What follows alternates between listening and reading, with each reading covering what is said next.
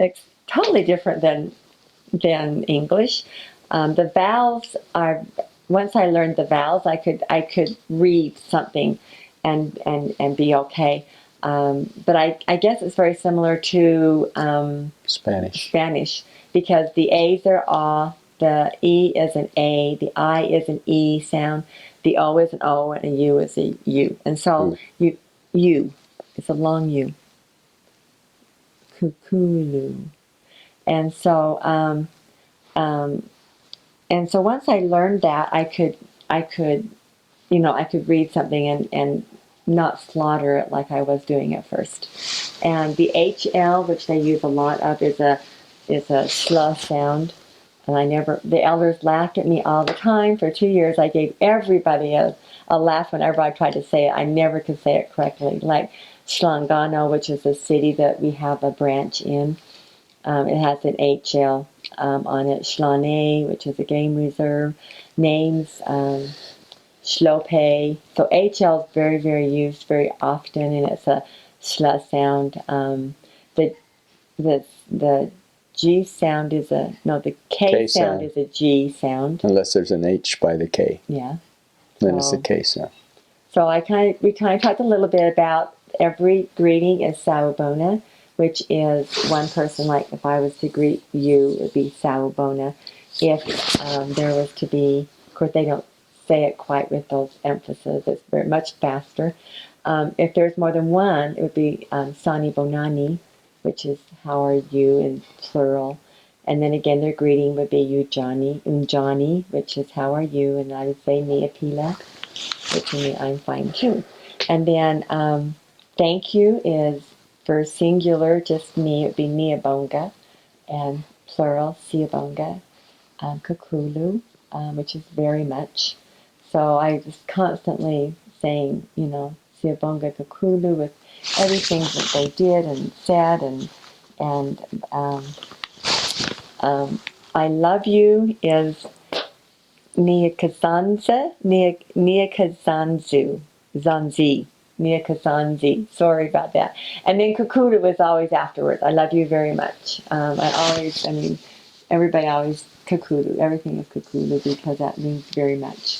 Salagashle is stay well. Stay well. Like if we were leaving, like when we leave from this, we would say to you Salagashle, which Sala is stay and Gashle is well. Hamba Gashle is if you would say it to us because we were leaving. Hamba is go. So you would see their signs, Hamba, sometimes, which means, you can proceed forward. Lala Gashle is sleep well. And so when we use those a lot, we really just learned their basics. What are some other words that we learned? I really did learn more. I can't think of them, though, at the time. They do have three clicks. A C is a click. A Q is a click. And what's the other one? X. Kalani. Is a click. Kalani, Mekawe, Menkoba. Yeah. So some of them are like with your tongue, and some of it's on the side of your. He does much. Or with your tongue, and so those three clicks, you just have to figure out how to say them, and it's not easy for us Americans. Babe is father, and Mage, which is spelled M-A-K-E. And so I would write home and I'd say, Mage did this and this, and they would read make. Mom, this doesn't make sense. And so I had to, so Mage is M-A-K-E, and that means mother. Go-go is grandma, and Makula, right? Makula is old man, which they don't have a grandpa. It's just old man. So he was old man. And another really interesting thing I think that we found very, very interesting is that their names, everybody has a Siswati name and then an English name and then their surname. And it's called the surname. It's not a last name. They do not know what you're talking about when you say, what is your last name? So it's their surname. But every single Siswati name has a meaning. It means like if you were born on a rainy day, your name, I can't remember what they named Sister Eggett, because it was a rainy day and they gave her a Siswati name. But if you'd had enough, like this one girl, her name is Zanele, Zanele, and she was the seventh daughter born, and so they named her Enough, and that's what that Zanele means, enough. And Vuzi means the firstborn son that will take care of the rest of the family. And so we loved, whenever we met somebody and we'd see their name, we'd say, oh, what does that mean? Because they all had a meaning. And I loved that their names had a story behind it. Juba means? Juba is happy.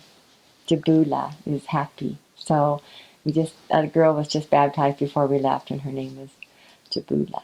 Jabule called her Jabu, and that means happy. And so I love that they had a meaning, and their parents left them with something that they can relate to. So that was fun. And the prince, who was the brother of the king, older brother of the king. I tell you, in order to be a king in Swaziland, the king before the king we have now had 89 wives, over 200 children.